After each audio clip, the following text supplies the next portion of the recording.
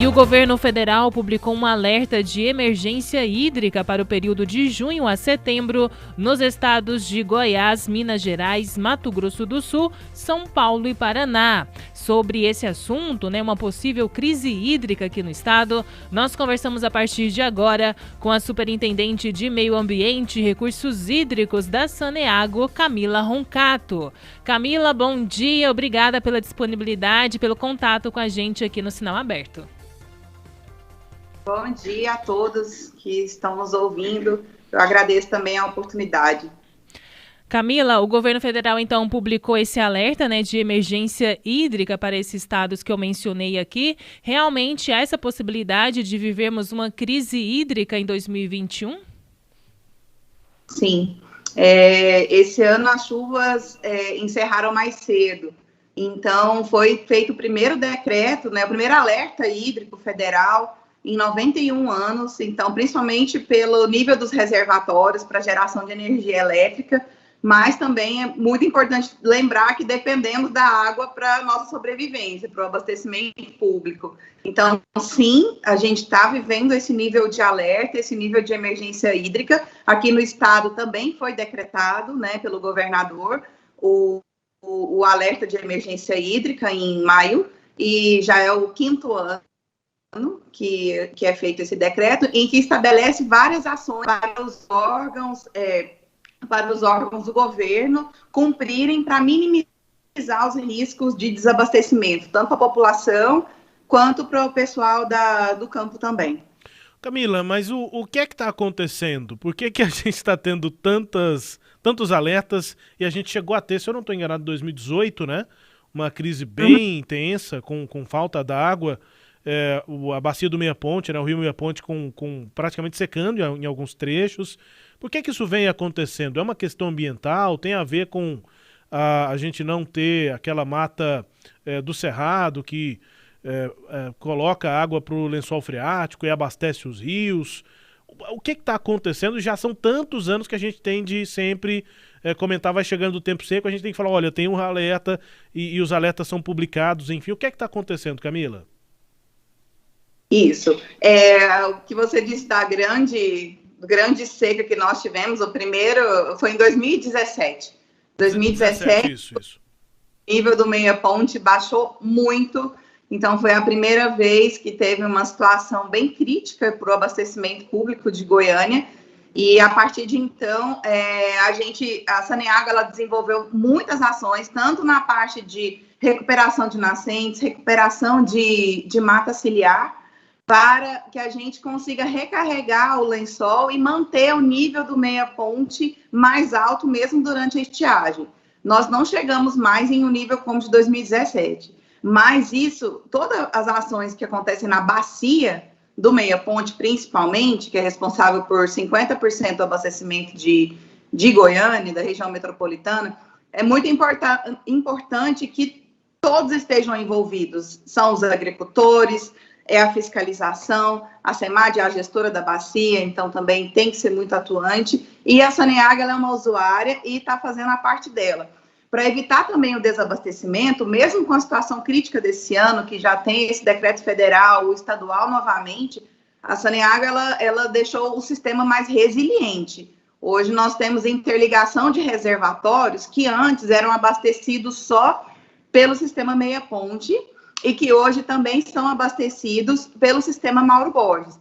Então, sim, o risco de desabastecimento para a população diminuiu muito, devido às ações operacionais. Mas em relação à quantidade de água que tem no manancial, realmente é fruto de mudanças climáticas, a degradação da bacia, que impermeabiliza a bacia hidrográfica, então não tem a recarga ideal que tem que acontecer, mas nós estamos acumulando um déficit de chuva nos últimos anos. Então, existe uma normal climatológica, assim, é esperado um número de milímetros por ano, e tem anos que vem acumulando uma chuva menor do que esses milímetros. Então, tem todos essa combinação de fatores, os usos da bacia, as condições climáticas, e a gente depende muito agora da conscientização para que as pessoas consumam de maneira bem racional em casa, na irrigação também, para que não falte água e a gente consiga atravessar esse período de estiagem.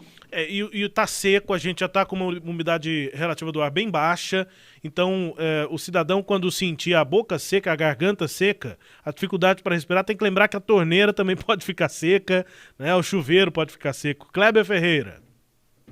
Camila, bom dia. Nós estamos vivendo há 5 anos esse mesmo processo de informação nessa época do ano, né? Olha, pode ter a crise hídrica, pode ter a crise hídrica. Não é da sua geração, você é bem jovem, mas quando foi construído o sistema Meia Ponte, o médico Henrique Santiro era o governador do estado de Goiás e ele queria construir ali uma barragem para acumular a água. E aí vieram aqueles que, os protetores da natureza, né? Mas uma barragem em volta de Goiânia, mais uma barragem, ele explicou, mas a água não pode sair da chuva e descer pelo leito do rio, ela precisa ser acumulada, porque no futuro ela vai fazer falta. Enfim, venceram aqueles que abrem aquelas faixas, né, pela natureza e tal, e venceram, e não foi feita a barragem do Rio Meia Ponte. Nesses 5 anos, há um estudo, estudos paralelos, existem estudos paralelos que falam o seguinte, que cedo ou tarde teremos de ter construções de pequenas lagoas ao longo do leito do Rio Meia Ponte para acumular a água do rio no período da chuva. E a gente não está vendo a iniciativa, pelo menos pública, né? A gente não sabe da privada, da construção dessas pequenas lagoas. Senador Canedo agora, o serviço municipalizado tem feito essas lagoas nos seus rios. Então, durante a chuva, as lagoas acumulam a água. No período da seca, tem onde buscar a água. Você não acha que essa saída ou esse investimento está demorando a ser feito, não? Acho que o meu está mudo. Não está não, Camila. Sua voz tá bonita, sua estética está bonita, está tudo bem no ar. Apareceu um sinalzinho aqui, achei que era o meu. Bom, não, a gente tem aqui um estudo hidrológico que ele está finalizado praticamente, que a gente estudou quais são os mananciais que vão abastecer a região metropolitana de Goiânia e também de Anápolis até 2070. Então, nesse estudo, sim, está previsto barragens no Meia Ponte para regularização da vazão. Então, é obrigatório, é condição sine qua non que a gente tenha esses reservatórios. E a questão das barragens menores, o que acontece hoje? Nós temos barragens, pequenas barragens no Meia Ponte. A SEMAD já identificou todos esses proprietários e o que tem sido feito desde o ano passado? A Saneaga está apoiando a compra de material para que as barragens que não tenham a defluência para o rio necessário quando baixa o nível do Meia Ponte, essas barragens com esse material, ela vai ter uma saída dessa água para manter o nível do rio. Então, essa situação também está acontecendo aqui em Goiânia. É identificado, sim, quais são esses barramentos que contribuem, mesmo desde a crise hídrica de 2017, tem vários proprietários rurais com barramentos consideráveis, que a gente vai lá, conversa, a SEMAD vai junto, e aí eles liberam essa água para o Meia Ponte. É uma reserva muito importante para a gente também. Ah, ótimo. Então, esse projeto ele continua sendo tocado, os estudos sendo feitos e cedo ou tarde esse investimento, cedo ou tarde não, na hora certa, que isso aí tem uma questão técnica e a gente não conhece, será feito esse investimento. Além do Rio Meia Ponte, você tem de cabeça quais outros rios que vão passar por esse processo na região do entorno de Goiânia? Então, o João Leite, a gente já tem a grande barragem, né? Aí o Meia Ponte, a gente está estudando agora o Capivara. O Capivara, ele é um manancial estratégico do ponto de vista do abastecimento, porque ele é muito próximo da captação do Meia Ponte. E hoje tem uma tendência da cidade crescer para a direção do Capivara. Então, a gente está conversando já com a prefeitura para manter essa área preservada, para ser um primeiro barramento que precisa ser construído, porque ele vai manter o nível do Meia Ponte que a gente precisa para o abastecimento. Então, assim, é o Capivara, o Meia Ponte, lá próximo de Inhumas, está previsto um outro barramento também. Outros mananciais previstos no estudo o Caldas. Caldas também, a gente tem uma previsão, né, para barramento lá, que o estudo hidrológico já apontou. e futuramente até no Bois. Ah, ok, no Rio dos Bois. Ótimo. Ok. Então tá, para mim ok, Rubens. Camila, tenho algumas outras questões. Vou começar com o fornecimento de água aqui para a região metropolitana. Qual é o sistema que fornece majoritariamente para a nossa região? Goiânia, Aparecida, Trindade? Quem mais depende ainda do sistema do Meia Ponte e quem já fica com a possibilidade de recursos lá da barragem do João Leite, Camila? Isso. Bom, o Meia Ponte, ele ainda abastece, em tempos que não é de estiagem, o Meia Ponte, ele abastece aproximadamente 50% da região metropolitana. Então, mas agora no período de estiagem, nós temos a adutora de interligação, que leva 800 litros por segundo do João Leite direto para a ETA, né, para a Estação de Tratamento de Água do Meia Ponte. Essa água já chega tratada, pronta para ser distribuída para a população. Tem outros sistemas, também outros bairros que antes eram só do Meia Ponte, que agora é atendido também pelo João Leite. Então, a dependência do sistema Meia Ponte, ela já reduziu bastante, por causa dessa flexibilidade que foi feita de interligação de sistemas. Eu estimo que aproximadamente, durante a estiagem, o João Leite consegue atender até uns 70% da região metropolitana, né, de Goiânia, incluindo Trindade, Aparecida. Mas há uma preocupação também com o nível do reservatório, com o nível da barragem do João Leite, ou esse reservatório não causa tanta preocupação quanto a vazão do Meia Ponte? Não, a gente tem uma outorga para uso de água lá, que nós ainda temos uma certa folga, e todo ano, durante o período de chuvas, o reservatório ele é reabastecido e ele começa a verter de novo. Então, isso, para nós da operação daqui da Saneago, é um fator muito importante que, assim, começa o período de estiagem, nosso reservatório está cheio, né, pronto para atender a população de Goiânia. Então, não é o João Leite, ele traz segurança para o sistema de abastecimento da região metropolitana, mas também nós precisamos cuidar de todos os mananciais que abastecem o reservatório para que isso continue acontecendo, que todo período de chuva a gente consiga a recarga eficiente, né, e a gente consiga encher o nosso reservatório. Bom, e aí, sobre a vazão do Meia Ponte, Camila, o nível agora está em 5.700 litros por segundo no Meia Ponte, nível crítico 1 é de 5.400, né, litros por segundo, essa vazão. O que significa agora, nesse momento do ano, a gente está perto do nível de atenção no Meia Ponte? Nós estamos agora no nível de alerta, né, aproximando, então, do nível crítico 1, que é 5.500 litros por segundo, quando a vazão está menor ou igual a 5.500 litros por segundo. Nessa época do ano, nós estamos ainda em julho, então ainda está cedo para estar nessa vazão, e serve realmente de alerta para que todos nós possamos usar a água de maneira bem consciente, economizar em casa, reaproveitar a água da máquina de lavar, diminuir o tempo do banho, que aí a gente vai conseguir passar a estiagem sem faltar água para ninguém. Tomara, né? Tomara. A Saneago já tem um plano de racionamento, caso seja essa a situação, Camila? Tem, sim.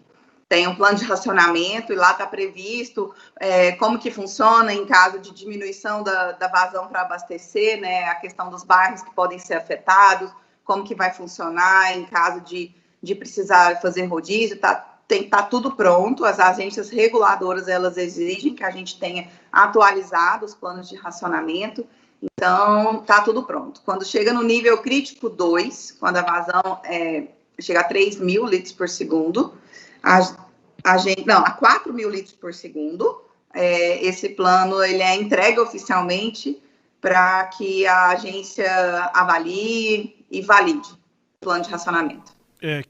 Então o nível crítico 2, o de 4.000, né? Isso, de 4.000. Depois ainda tem níveis críticos 3 e 4, que tem novas medidas previstas, ainda mais intensas, né? Mas é importante então que a gente tenha, como você disse em alguns momentos aqui, a consciência de que se a gente contribuir para que a vazão do rio não fique cada vez mais baixa, e isso deve acontecer naturalmente, por conta do momento do ano, a gente tem que fazer a nossa parte para continuar tendo água e não faltar. Enfim, Camila, muito obrigado. Que se a gente não perguntou, você quiser destacar, fique à vontade. A Camila Roncato é superintendente de Meio Ambiente e Recursos Hídricos da Saneago. Obrigado, Camila. Bom dia e bom trabalho. Muito obrigada a vocês pela oportunidade. Só reforço realmente mais uma vez, a gente tem a nossa campanha do Band do Sato, e eu agradeço a oportunidade também de poder falar aqui dos níveis do nosso manancial de abastecimento, de medidas para a economia de água também em casa. E a gente tem esse ano a lei municipal sobre a questão da lavagem de calçadas. É muito importante que seja cumprido e que as próprias pessoas monitorem os vizinhos para que a gente atravesse esse período de estiagem com água na torneira. Muito obrigada. Ah, sem dúvida. Essa fiscalização do vizinho costuma dar certo, né, Kleber Ferreira? Se o pessoal tá lavando calçada com mangueira, o pessoal... E eu fiscalizo mesmo, eu sou chato, sabe por quê? Porque essa é uma questão de empatia. A água não vai faltar só para ele. Não tem porquê dele ficar espirrando água em cima da calçada quando ele pode fazer isso com a vassoura e não gastar água. Essa é uma questão de empatia. O poder público não vai dar conta sozinho. Afinal de contas, o poder público não faz aumentar a água em reservatório nenhum. Então, ou nós fazemos a nossa parte, ou a gente não tem nenhum direito de reclamar. Quero aqui agradecer ao Leandro Arantes, ele que é assessor de comunicação lá da Prefeitura de Senador Canedo, da Agência Municipal de Saneamento Básico lá. Ele lembrou que só no Córrego Bom Sucesso, a represa que está sendo feita lá vai aumentar em 20 vezes a capacidade de água do município. Coisa boa. E lá em Senador Canedo também você não fica nessa que vai aumentar a capacidade de água, não, que também aumentou o número de consumidores. Então faça a sua parte também. E esse negócio, eu fico profundamente irritado quando eu vejo alguém espirrando água na calçada para tirar a poeira dali. É um negócio plenamente evitável, não faz nenhum sentido essa atitude, é uma atitude anti-cidadã. Sou chato, né, Camila? Mas acontece, tem que ser chato. Uma outra que faz muita diferença é lavar quintal com água da roupa, né? Com água que se lavou roupa, faz muita diferença. Exatamente, um ciclo normal de lavagem de roupa normalmente usa 100 litros de água. Então acumula em baldes, vai lavar o quintal, a calçada com essa água que já foi usada para lavar roupa, né? A gente tem várias maneiras de economizar água, manter a casa limpa. Então realmente tem que ter, não é questão de ser chato não, é questão de não ser egoísta. Exatamente. Obrigado, Camila, de novo. Casa, roupa, Rubens, tem um detalhe que as pessoas talvez não saibam, mas você economiza até o cheiro do amaciante. A casa fica com aquele cheirinho de limpeza gostoso do amaciante. É inteligente isso, é o mínimo que a gente pode fazer. Sem dúvida, sem dúvida. Abraço, Camila, bom trabalho aí, bom dia.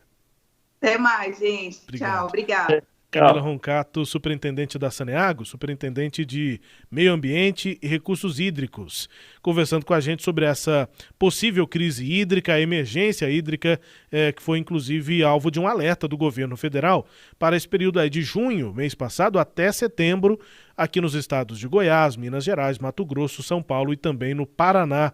Já houve também o decreto de alerta hídrico aqui do governo de Goiás e a sequência de medidas definidas aqui, detalhadas pela Camila. Já tem até plano de racionamento, mas tomara que a gente não precise disso, cada um mantendo aí as suas atitudes, um comportamento de economia de água.